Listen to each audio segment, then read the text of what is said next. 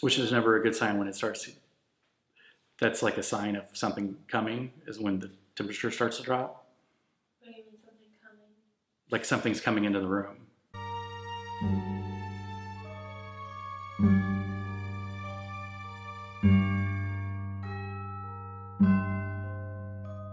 There is paranormal activity. It's more, I think, the property than the house. I've seen the demonic in force. This house just is one huge mystery.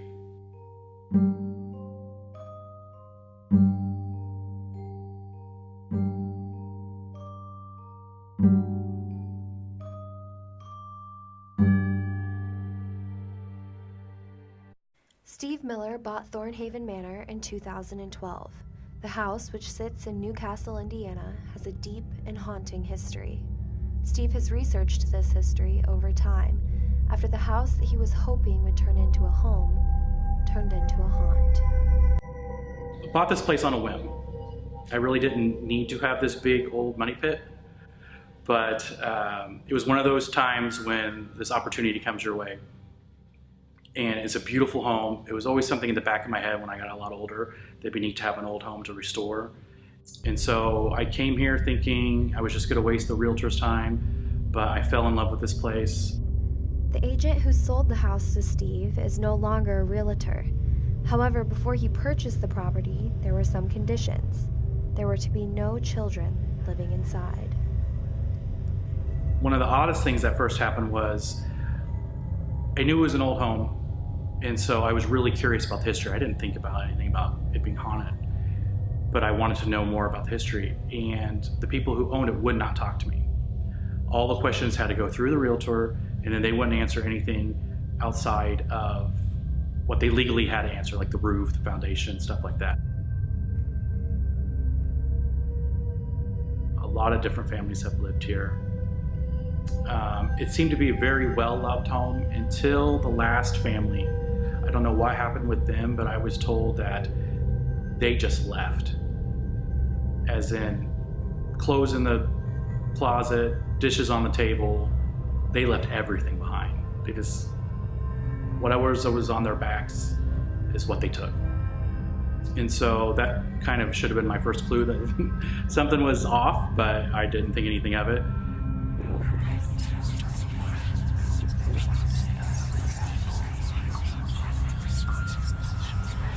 Why did you hurt them? Insane. Everybody thought I was crazy to buy it, but I thought it'd be like a fun weekend project, and eventually, once it got to a good place, I'll move in. Steve's first paranormal experience happened before he bought the house. What he thought was just a reflection of the house's age was an unexplained yet common occurrence. My first paranormal experience in the house, I was actually with the realtor, oddly enough, but I didn't think of it until after the fact. Like I said, I was here for maybe a half hour, and I was taking pictures, and they were all coming out kind of weird, and we heard a door slam.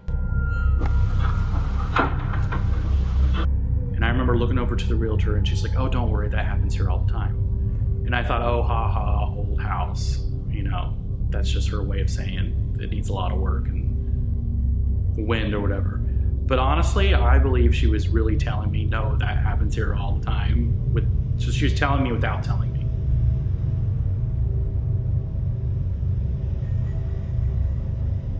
The very first day I came with trash bags and came with cleaning supplies, knowing I had a big job of just cleaning this place out first. And it was actually my mom and I, and we were sitting on the porch, and all the doors were open, and we're going through bags. And I had a mask on because everything was old and dusty. And we heard someone scream. And so, even though my house is, I've got 7 acres and it's pretty private, right past the south side of my home, there is a neighborhood. So I was like, "Mom, did you hear that?" And she was like, "Oh, it was probably just some kid down the road." I'm like, "But it sounded like it came from the house because you can't see off screen, but there's a door right in front of me and that was open, and that's where the scream came from." So we just went back to cleaning, and all of a sudden I heard screaming again. And I was like, there's someone someone's hurt, someone's in my house. So I run through the door, I'm at the bottom of the stairs, and I just remember saying, is anybody up there? Are you okay? And I took my mask off, and all I could smell was roses. Like, just overwhelming, like a perfume of roses. And as this house does not smell like roses. And so I remember that was the first time, like, what on earth is going on? Went upstairs, of course, there was no one there. But that was the first time where I was like, there's something going on here that I don't understand. Both Steve and those who have investigated Thornhaven Manor believe that what could be haunting the inside of the house are its past occupants. We narrowed it down to it being built around 1850. And it's in the Italian style, and it was built as a farmhouse. It had over 400 acres, and the family who built it was the Powell family. Simon Powell was the man who built the home. He was a very influential person within the community. This wasn't his only business or property. They had tons of other businesses in town, helped start the cemetery in town, start the historical society in town, helped start the bank. They were very politically active. He was friends with President Grant. He was friends with Governor Morton, really close friends with him. And there's 2 papers in the Library of Congress with correspondence with Lincoln.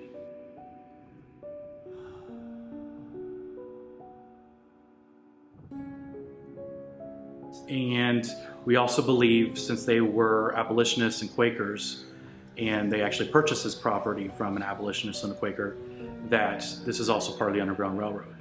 There's always been the possibility that it was, you know, because it's right there, close. Spiceland Pike. Yeah, right there on Spiceland Pike. So Close to what? What do you mean? oh, Spiceland was like a Quaker settlement. Yeah. And there was a known Underground Railroad station. The actual basement is larger than the footprint of the house. And there's a lot of clues and a lot of stories in town how there's hidden rooms down in the basement. And from those hidden rooms, it leads to a cavern system that goes all the way to the north end of the property. We've actually found what we think is the entrance to it. We haven't been able to get any further than that. One great piece of information that we found was that Simon Powell was actually tried by the state of Indiana for harboring a runaway slave here. So you don't get that much with the Underground Railroad. We actually have a piece of evidence. After the Powell family grew older and moved away, or met their fate, Thornhaven Manor became occupied by the Baileys. During this time, Thornhaven Manor was home to a murder case. I think the year was around 1905. Frank Thurman poured rat poisoning into the sugar bowl, hoping that the family would get sugar for their daily coffee and supposedly get rid of the Bailey family. The only person that it did kill was Reuben, which would have been the husband. His target, I believe, was supposedly one of the daughters of the Baileys, because she was pregnant with Thurman's child. During investigations, Tim believes that Frank Thurman has used his body in order to communicate to other investigators. Frank Thurman? Yeah, what is that connection and how do you feel when you think that he uses your body? Well, the first time I didn't know what was going on. It was the very first time I've actually had a spirit try to go through me, to use me as their vessel. And I think it was because, and I could be wrong, I might have been the reason why light was shed on what he done. Really, no one knew anything or even seen what this guy looked like until I presented Steve with the evidence of what I found. So, Explain how you feel when you think he uses your body. But the first time I didn't even know. It wasn't even me. I didn't realize what was going on until I was dragged outside, and then I realized where I was at. And what was the second time like? Pretty much the same thing. I remember going into the room and everyone was around me. We were talking, and the next thing I know, I'm back up on the front porch again. I'm like, okay, what's going on? What happened? And they were just telling me that I was saying things and I didn't look like myself. They were asking questions. They were trying to get him to come out to answer them. I'm here. I say, I'm here. They said the only thing I kept saying is, do you really want to know the truth? We were doing an EVP session with the group, and we wanted to start doing something different. We wanted to start doing, I'm not too sure what the proper term is, but you allow the spirit to write with your hand. So I would just get in there, be comfortable with pad and paper, and they would ask questions, and I would just start writing. And I wasn't even looking at the paper of what I wrote until KK was actually reading it. And it was responding to the same things on the K2s and the recordings. And what was it saying? I believe one of them was affair, the other one was pregnancy.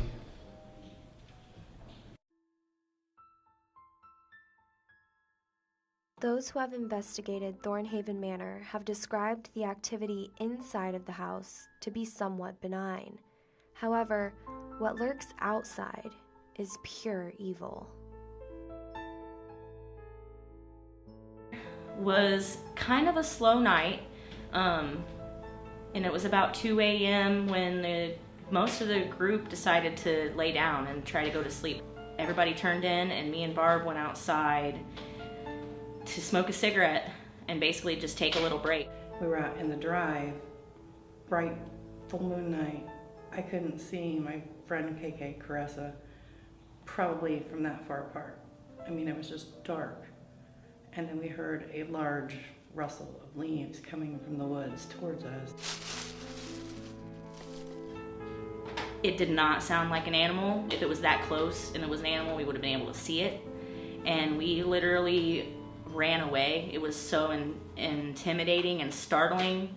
Was waiting, trying to decide if we wanted to see what was going to come around the corner of the house.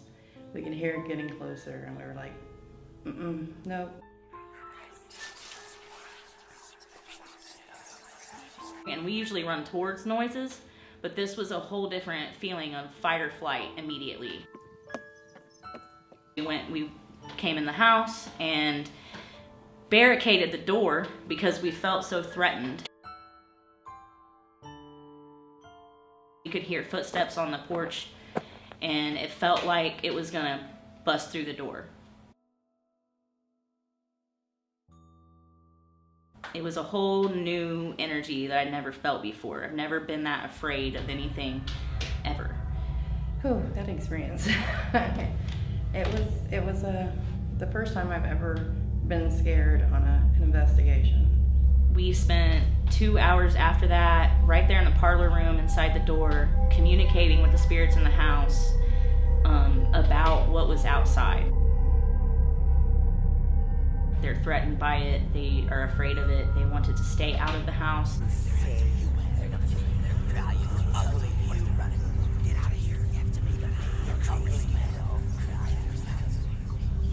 The thing that's outside is scary.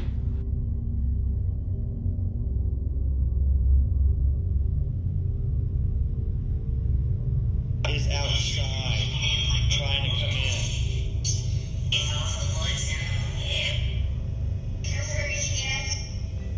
The investigators of Indiana Ghost Ops are worried that this negative energy outside is causing Steve to become ill.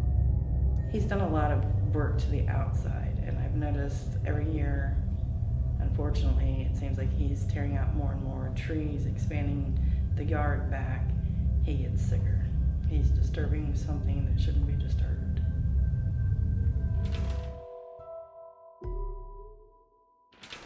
Thornhaven Manor has inevitably become a last destination for some.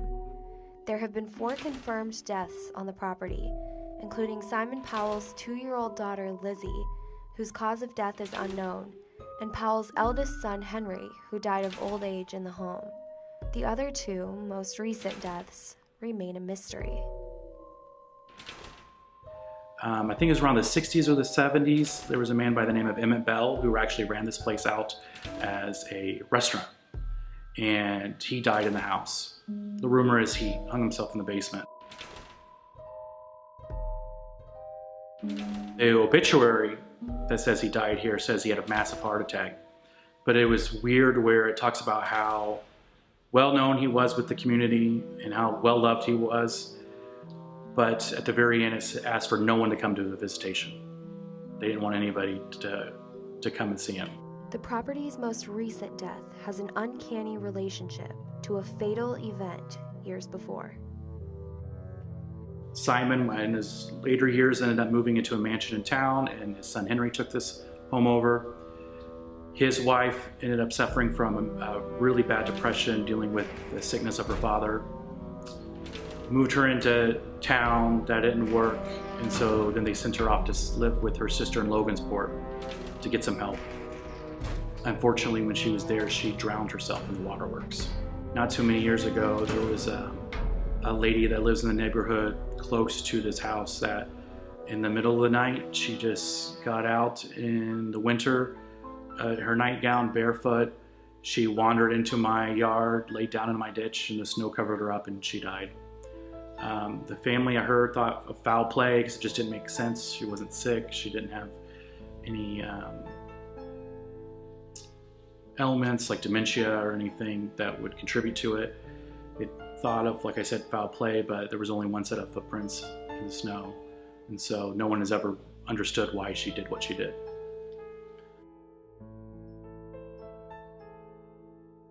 Yeah, so when it comes to some things that investigators have experienced here, well, one thing I always do when I'm leading people through the home and kind of giving them a tour is I always talk about the master stairs or the main stairs, just for safety reasons.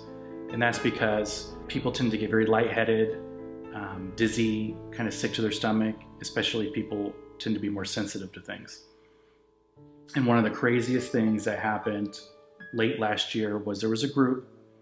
They were in the blue room, or a lot of people refer to it as the kids' room. And they heard some noises coming from the stairwell. And they all go out to check it. And as they're walking out, one of the ladies in the group just walked up to the stairwell and basically was bent over as if to throw herself over the stairs. And the other people in the group had to literally stop her and hold on to her. And she wouldn't straighten back up or stand back up. They said that she just stayed in that bent over position, and they had to literally lift her over the stairwell and carry her out of the house in that bent position. And it wasn't until after they got her out of the house and off of the porch that she finally stood up. There's a group that they haven't been here since. There's a group that used to come all the time. And they were actually a Native American paranormal group. Great group, they're really nice. And one of them was an older gentleman. One day he decided to bring his dog with him. It was one of those dogs that wasn't on a leash, like he was just right by his side all the time, you know. In the back of the car, jumps out, stands next to him, brings him in here. And they were investigating, and in the middle of the investigation, that dog just took off, and they never found him. And sadly, his owner died like a week later after that happened. And yeah, I remember for a couple weeks after, every time I came here, I just had my eyes out trying to find this dog. Because I just couldn't believe that it got so frightened that it just wouldn't come back. Because as soon as he ran out, they, went after him, calling him, and he wouldn't come back. And so, yeah. The plans Steve had for Thornhaven Manor when he bought the property have been altered by paranormal experiences. I bought this house to live in. I'm not an investigator. I don't watch the TV shows. I find it fascinating, but I'm a scaredy cat. I can't live here. And the reason I can't live here is because of what I said. There's 3 or 4 times where it goes from, okay, yeah, I'm hearing some footsteps, and I think, yeah, I hear someone talking, to it gets so real where it's like, crap, someone just broke into my house. I've been upstairs with friends. I remember we were in the servants' quarters and we were just sitting there talking, and all of a sudden you hear a bam, where a door gets thrown open, and you hear it was like 4 or 5 people just walking in, talking loud.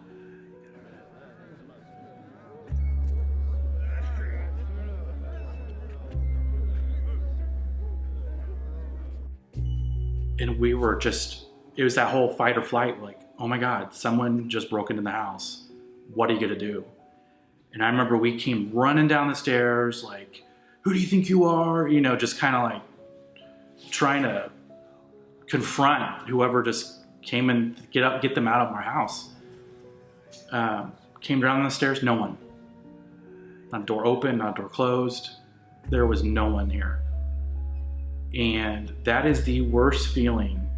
It's one thing when you think, oh, it's the house, and oh, it's like a spirit or whatever you want to call it. But the idea of actually confronting another person that can harm you is the worst feeling. Although Steve can't live in the house, he has big plans for Thornhaven Manor's future. So I have a big project on my hands, but it's definitely a labor of love. It's also kind of turning lemons into lemonade, because I did not know anything contributed with the haunting until after I purchased the place, until after I started experiencing things myself. And so now it's pretty interesting. I have people from all over the country and all over the world who follow me and who come here to visit and investigate. And I'm hoping to turn this place into like a living museum where people can learn about the families who've lived here, learn about the things that have happened here and the experiences other people have had, and hopefully develop these 7 acres to be a beautiful landmark for the town. So it can carry on and be saved, and other people can enjoy it as much as I have.